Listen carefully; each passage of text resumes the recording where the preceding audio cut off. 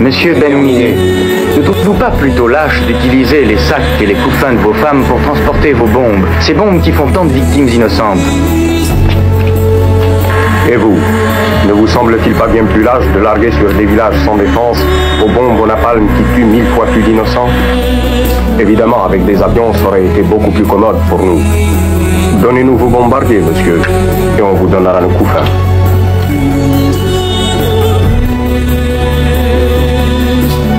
Il existe des hommes, puis il existe les Algériens. Un peuple que ni le temps, ni les chaînes, ni les empires n'ont su briser. Leur histoire est une légende, chaque cicatrice, une preuve de résistance, chaque regard, un rappel que la liberté ne se mendie pas, elle se prend. Voici pourquoi, depuis des siècles, l'Algérien fascine, intrigue et dérange, car l'Algérien ne plie pas, il se dresse. Dans chaque recoin de cette planète, il y a des hommes, mais en Algérie, naissent des hommes d'un autre genre. Régis Debray l'a dit clairement, dans le sang de l'Algérien coule l'esprit de défi, l'esprit de refus, une âme qui ne connaît pas la soumission. Victor Hugo, le poète émerveillé par Paris, s'est incliné avec respect et a déclaré « L'Algérien est un homme de parole et d'honneur, sa promesse est une dette, et sa parole une épée incassable ». Georges Clemenceau, ce renard de la politique française, en a été témoin et a affirmé « L'Algérien ne fuit pas la tempête, il l'affronte. Il refuse la vie des esclaves, même si cela doit lui coûter la sienne ». Jacques Chirac, ancien président de la France, l'a dit ouvertement. Peu importe combien de fois il tombe, l'Algérien se relève. Des décombres, il se relève. De ses blessures d'hier, il se relève.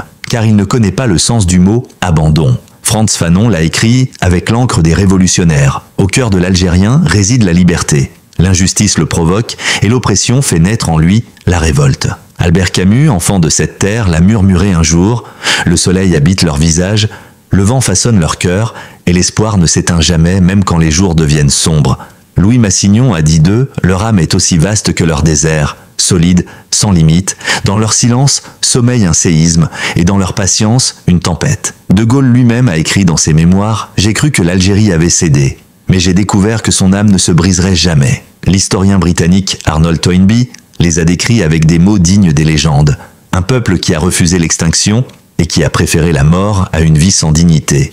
Jean-Paul Sartre l'a affirmé, l'Algérien est le symbole de la volonté, la preuve que le courage peut triompher du fer et du feu. Voilà ce qu'est l'homme algérien, fils de la terre, fils du soleil, fils de la liberté. Il meurt debout et ne vit jamais à genoux. Et qui donc pourrait éteindre un feu, alors que son combustible est tonné dans le sang de l'Algérien ?